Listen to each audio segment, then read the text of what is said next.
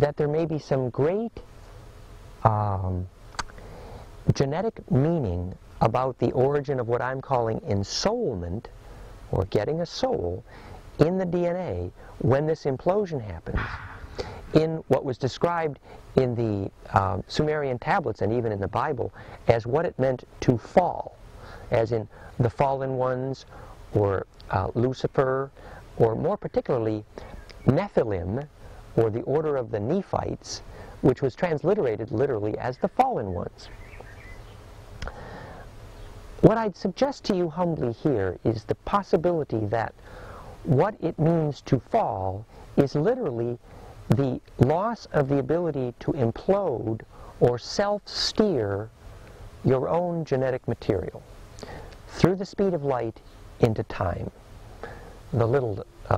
joke we've come up with from various sources here is that if you have to travel in time using heavy metal instead of genetic material itself, that means you're, quote, from the wrong side of the tracks, or it's rather embarrassing, or you have fallen. In order to understand this principle, we're suggesting that the genetic material loses this self-steering ability with the loss of bliss, and therefore the beginning of relying on external sources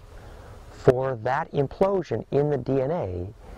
is the story of gold mining on this planet. And so that's this fun little story we're going to tell, which weaves together the theme of manna in the Bible and ormes, as it's described by David Hudson in orthomolecular rearranged gold powder, essentially, which sounds very similar to the wormy, the worm, and the spice, as it was described in the book Dune, where you ate this powder, your eyes turned blue, and you became essentially able to steer yourself in time.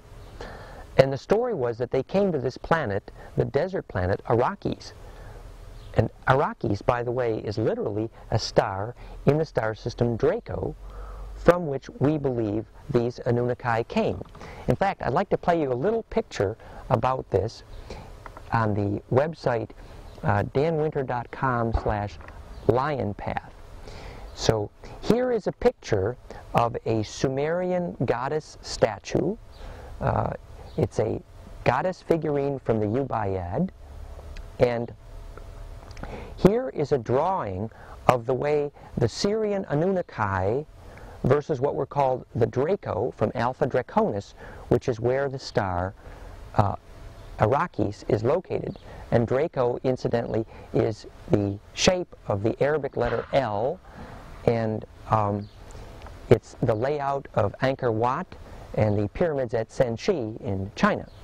And here's another drawing of a Draco from various people who believe they've seen them, and there are many. But what I'd like to play for you here is a little animation. Maybe we could zoom in on this for just a second. So here's the drawing of a Draco, or Orion Queen in that sense, morphed to this Sumerian goddess statue. And the similarity is rather evident. Now, this is perhaps a bit overdramatic, and you could say a bit speculative, and you would be right. But there's too much evidence on our planet of this relationship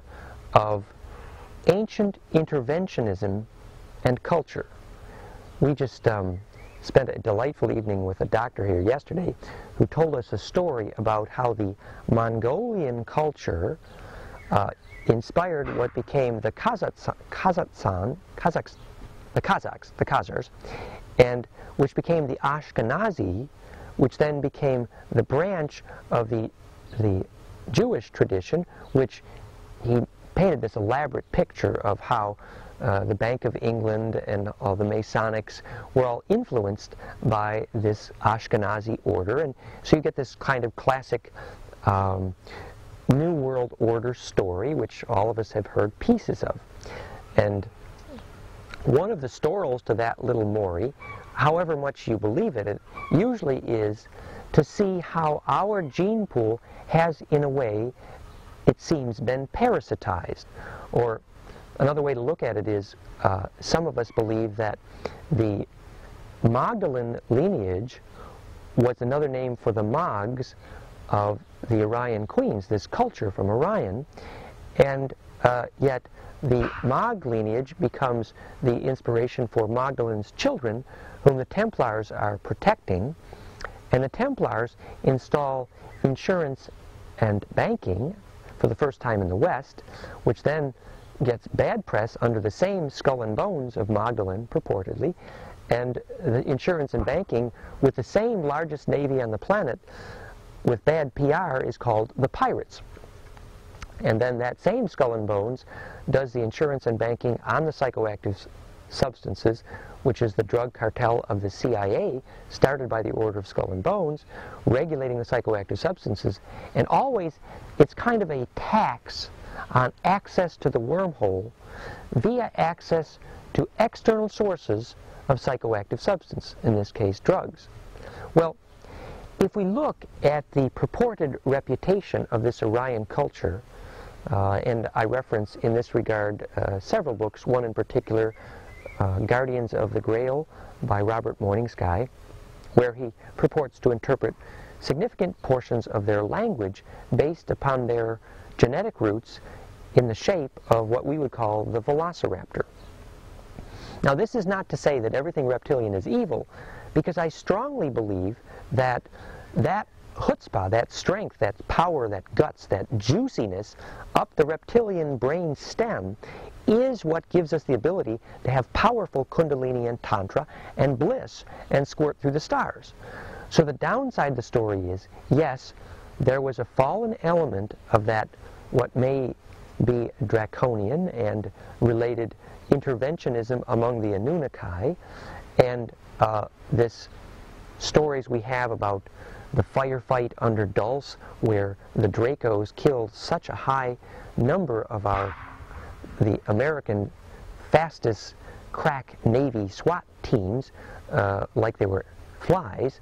and yet at the same time, and also you have these many stories about abduction of humans and the eating of live glands, which you can understand because if you lose the ability to make glandular juice, then naturally you need an outside source for that. We call that the addictive personality. Yet, on the other hand, you have this incredible story in Genesis of the Grail Kings by Lawrence Gardner, where he exquisitely narrates that this Draco family, he says explicitly, historically Draco, became our story of the dragon cult, and Sumer, S-U-M-M-A-I-R-E, as in Sumeria, the Sumerians, literally means the dragon family or the reptiles in Celtic, you see. So here is Gardner telling the story about how the Anunnaki fabricated the high end of their genetic experiments in the Cain and Abel story, which the word Cain, as in Cain and Abel, C-A-I-N, becomes the word C-A-Y-I-N, which becomes our word for king. And he says this is the first in the lineage of the Grail Kings. And this was, in fact, an extended experiment, and it was the same kind of genetic engineering they did to install the kings and queens in the royal houses of Europe for thousands of years that we do and think nothing of when we breed show dogs or show horses. It's the same kind of skill or activity. And we think at first this is sacrilegious, and indeed, if the bliss, if the spontaneity, if the freedom goes out of these bloodline crosses, we do indeed lose the passion and bliss that ensouls DNA. And we get, as a result, what I call the Borg Queen phenomena. So what I'd like to try to describe now is the principle of how it is that those who become externally addicted to what it is that puts fire in their blood eventually become fallen or Borg-like, which I call the addictive or mucus-making personality, versus those who learn to make that fire from the inside out, the glandular skill to build Phi's ray implosion in the heart's voltage that starts this turning inside-outness happening recursively in the field effect in the center the electrical center of gravity of the body, that ultimately then creates the sound ponytail that braids the DNA into the implosion that in souls